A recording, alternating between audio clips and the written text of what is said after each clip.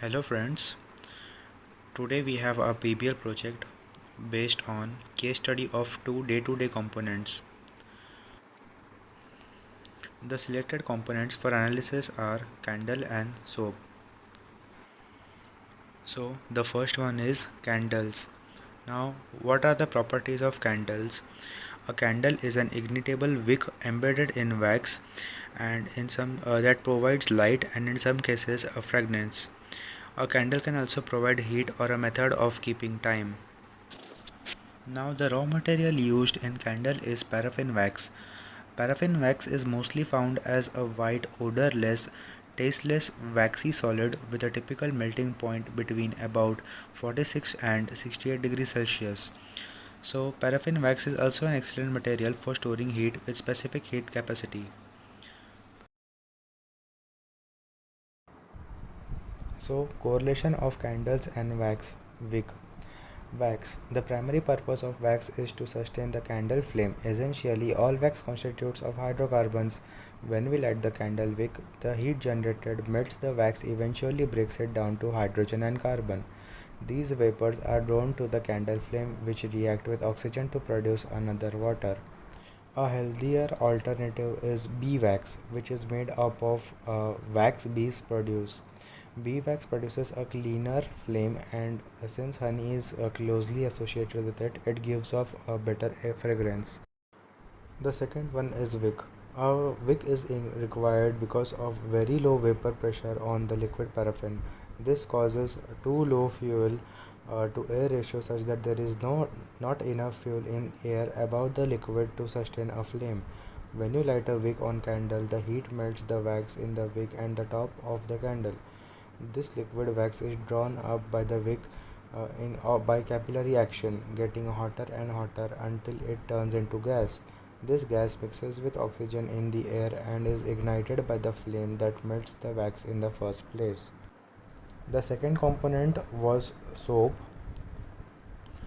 Properties of include solubility of soap.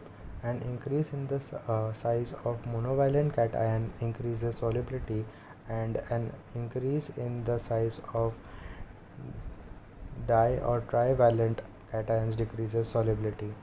Now, lathering and cleaning attributes of soap. The use of fatty acid of C10 to C12 chain length is mostly preferred for lathering attributes. Also, we will take a look at the raw materials used in soap. Soon after World War II, another raw material, alkyl benzene, became available in huge quantities. Today, it is the most important raw material for synthetic detergent production. C12H24, that is tetrapropylene, obtained from petrochemical gas propylene. The molecular group is attached to benzene by a reaction called alkylation with various catalysts to form alkyl benzene. By sulfonation, alkyl benzene sulfonate is produced, marketed in powdered and liquid form. It is excellent detergent and cleaning properties and produce high foam. Now, correlation of soaps and fat oils. For the material to dissolve, it must share certain chemical properties with the solvent, especially with regard to its polarity. Polar compounds tend to dissolve in polar solvents. The opposite is also true. Non-polar compounds dissolve in non-polar solvents.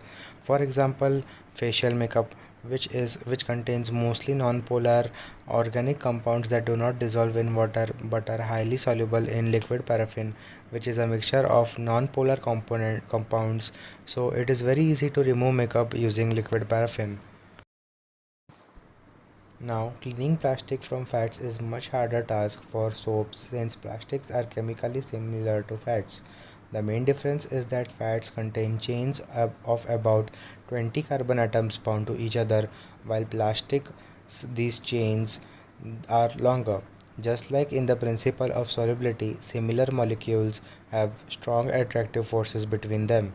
This results in a sort of tug-of-war situation between the soap and the plastic, with the plastic trying to keep its hold on the fats and the soap trying to dissolve it in the water. This is why removing fats from plastic requires much harder work compared to glass or metal.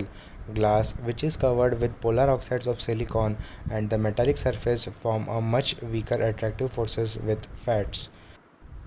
Thank you guys. I hope you liked our PBL activity.